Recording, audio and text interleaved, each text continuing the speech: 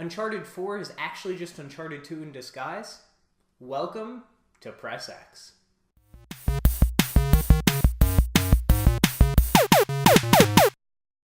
So Kojima's back trolling again, this time on Twitter. As we know, Metal Gear Solid 5 was supposed to have an extra chapter. It was a 2-chapter story that did not tie up all of its loose ends, and we saw in the special edition of the game that there was some footage and things like that of Chapter 3, which was not in the game. Now Kojima's on Twitter, and within 2 hours of each other, on October 11th, he tweeted, 1, a picture of a Star Wars newspaper, Volume 3. Then he tweeted a picture of True Detective Season 2, Episode 3. In that, he referenced smoking e-cigs, which, if you've played Metal Gear Solid, Snake has an e-cigar type thing, so that also could have been seen as a reference. We're not sure yet if this is just Kojima being Kojima and tweeting random things, or if it's Kojima being Kojima and trolling everybody, but I guess we'll find out sometime in the future when we either do or do not get that final chapter of Metal Gear. Next up, I want to talk about Supermassive Games, the developers behind Until Dawn. Now let me just give a shout out for Until Dawn, just in case I haven't already. That game is fantastic. It was a big surprise to me and many others with how good that game was. With that said, it seems like it surprised Sony as well because they didn't push the game that hard. It sold respectably, in fact it sold very well, but most of that was on the back of YouTubers talking about the game and Twitch streams showing the game. With that said, Shuhei Yoshida, president of Sony Worldwide Studios, was asked, why wasn't this game pushed more? He responded with something along the lines of, the game was trying something very new, and it's very difficult to judge those style games and give them the correct marketing and marketing push. They did, however, do some great YouTube advertising with interactive trailers, very similar to how the game is interactive with different choices, and the trailers were choose-your-own-adventure trailers.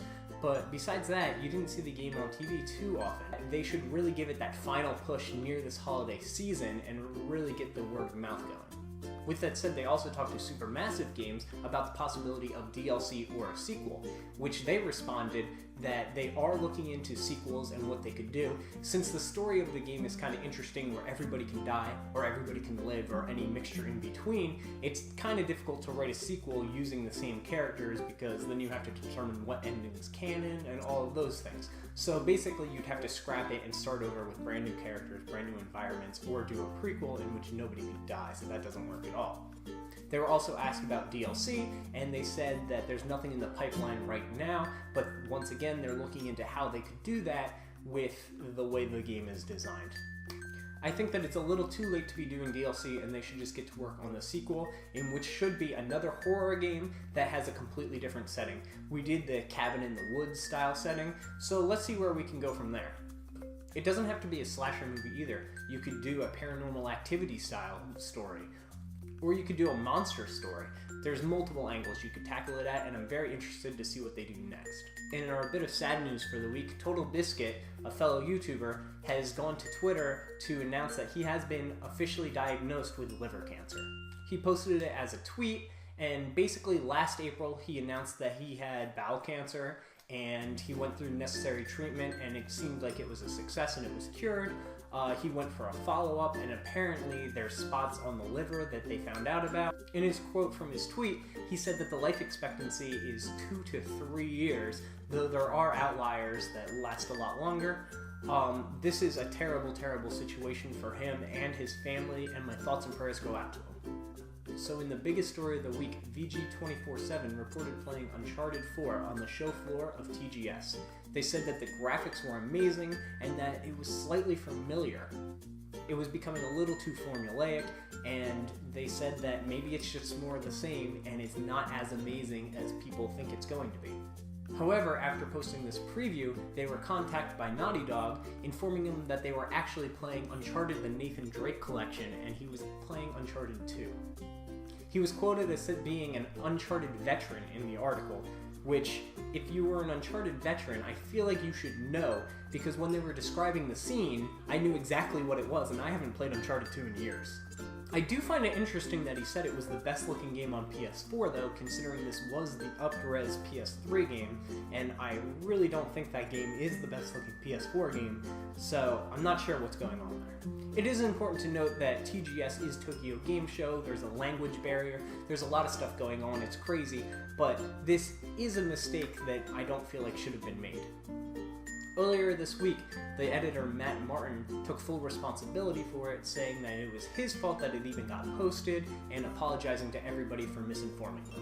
In response to that, Uncharted 4's writer, Josh Shear of Naughty Dog, put out a tweet the next day. He tweeted that he had an exclusive screenshot of Uncharted 4.